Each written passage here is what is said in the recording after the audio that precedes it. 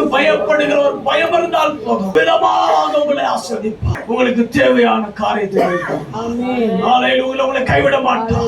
உங்களை தூக்கி நிறுத்துவார், உங்களை அரவணைத்துக் கொள்ளுவார், உங்களை தாளாட்டுவார், உங்களை செம்மையான பாதையை நடத்துவார். அல்லேலூயா. உங்கள் கையின் பிரயாசம் ஆசீர்வதிக்கப்படும், உங்கள் வருமானங்கள் ஆசீர்வதிக்கப்படும். அது உங்க வீட்டுக்கு அது திருப்தியாய் காணப்படும், அது உங்க வீட்டுக்கு நன்மையாய் காணப்படும். உங்களோடு கூட இருப்பார். அல்லேலூயா. இவ்விதமாக ஆசீர்வாதங்கள் உங்களுக்கு உண்டாகும். கரங்களை உயர்த்தி ஸ்தோத்திரம் பண்ணு. அல்லேலூயா. ஆமென். அல்லேலூயா. அல்லேலூயா. உள்ளத்தின் ஆழத்திலிருந்து ஒரு ஸ்தோத்திரங்கள் வருவதாக, அவரை துதிப்பதாக. அல்லேலூயா. 119வது சங்கீதம் 73 வசனங்களை சீக்கிரமா.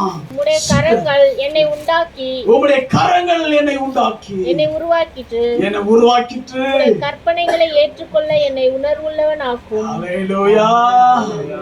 அல்லேலூயா. புரியுது. நாம கேட்கிறோம், உருவாக்கின கரத்தை புரிந்து கொள்ள எனக்கு ஒரு மனசு கொடு. பிள்ளைங்கள்ட்ட எத்தனை முறை போய் சொல்லி, ஏன்டா புரிஞ்சுக்க மாட்டேன், உனக்காக போயிட்டு கஷ்டப்படுறனே, எல்லாம் உங்களுக்காக தானே. சொந்த பிள்ளைங்களுக்கு இரவும் பகலும் போயிட்டு கஷ்டப்படுறீங்க. அல்லேலூயா. நீங்க விட மாட்டீங்க. எங்க பிள்ளைங்க நல்லா இருக்கணும், எங்க பிள்ளைங்க நல்லா ஆசீர்வாதமா இருக்கணும், சமாதானமா இருக்கணும். எங்க பிள்ளைங்க போயிட்டு நான் வாழ்ற மாதிரி வாழக்கூடாது. அல்லேலூயா. நான் கஷ்டப்படுகிற மாதிரி என் பிள்ளைங்க கஷ்டப்படக்கூடாதுன்னு சொல்லி போயிட்டு உழைக்கிறீங்க. கடைசியில் உங்க பிள்ளைங்கள்ட்ட ஒரு நாள் அல்லேலூயா ஒரு வேதனையோடு சொல்றீங்க, உங்களுக்காக தானே போயிட்டு உழைக்கிறேன். ஏன் புரிஞ்சுக்க மாட்டேன்றீங்க? தேவனும் அதுதானே கேட்கிறார். ஆண்டவர் தேவன் உங்களை எடுத்து தூக்கி நிறுத்துறதே நீங்க ஏன் புரிஞ்சுக்க மாட்டேன்றீங்க? உங்க பிள்ளைங்கள்ட்ட கேட்கறீங்க, ஆனா ஆண்டவருக்கு உங்களை பார்த்து கேட்கிறாரு.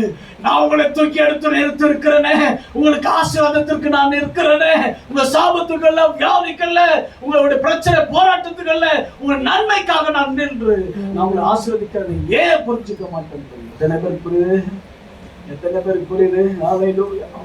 எத்தனை பேர் ஒப்பு கொடுத்து இருக்கிறோம், ஆண்டவரே என்னை நடத்தும் சொல்லி எத்தனை பேர் சொல்லி இருக்கிறோம். அதே 119வது சங்கீதம் 33வது வசனத்தை வாசித்து பாருங்களேன். கர்த்தாவே, பிரமாணங்களின்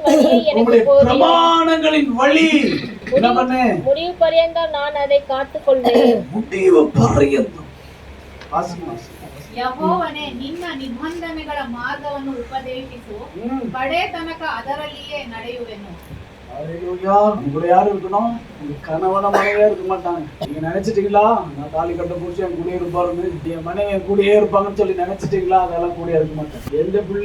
எந்த பிள்ளைங்களுக்கு நீங்க பொத்தி வளர்த்து நல்லா காப்பாத்திடுவான், நல்லா சம்பாதிப்பான், என் கூட இருப்பானா? கூட இருக்க முடியாது.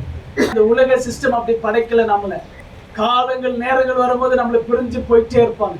போற வாக்குல நம்முடைய அன்பு பாசத்தை எல்லாம் மறந்துடுவாங்க. யாரு தன்னந்தனே யார் உட்காந்து எழுகணும், நான் தான் அழுதுட்டு இருப்பேன். சார் நான் எப்படியெல்லாம் எப்படியெல்லாம் வளர்ப்பேன், கொஞ்சம் கூட கண்டுக்க மாட்டேன்றாங்க. இதுக்கா திருமணத்தை செஞ்சு வச்சேன், கொஞ்சம் கூட கேட்க விட மாட்டேன்றாங்க. எதுக்கு இவ்வளவு நானு செய்யணும்? அல்லேலூயா. யாரும் இருக்க மாட்டாங்க. ஆனா நம்முடைய வாழ்க்கை யார் கூட அடங்கி இருக்கு தெரியுமா? தேவனோடு கூட அடங்கி இருக்கு. இந்த வாழ்க்கை இன்னோடு முடிந்து போறது. நான் இறந்து போயிட்டா கூட, நான் செத்து போயிட்டா கூட, இந்த ஜீவன் தேவனோடு கூட இருக்கும். தேவன் என்னை விட்டு போக மாட்டார், நான் அவரை விட்டு போக மாட்டேன். அந்த உறுதி, அந்த நம்பிக்கை யார் இடத்துல இருக்க? கரங்களை உயர்த்தி ஸ்தோத்திரம் பண்ணுங்க. அல்லேலூயா, அல்லேலூயா, அல்லேலூயா. கரங்களை உயர்த்தி கரங்களை உயர்த்தி ஸ்தோத்திரம் பண்ணு. ஸ்தோத்திரம் பண்ணி ஆகணும்.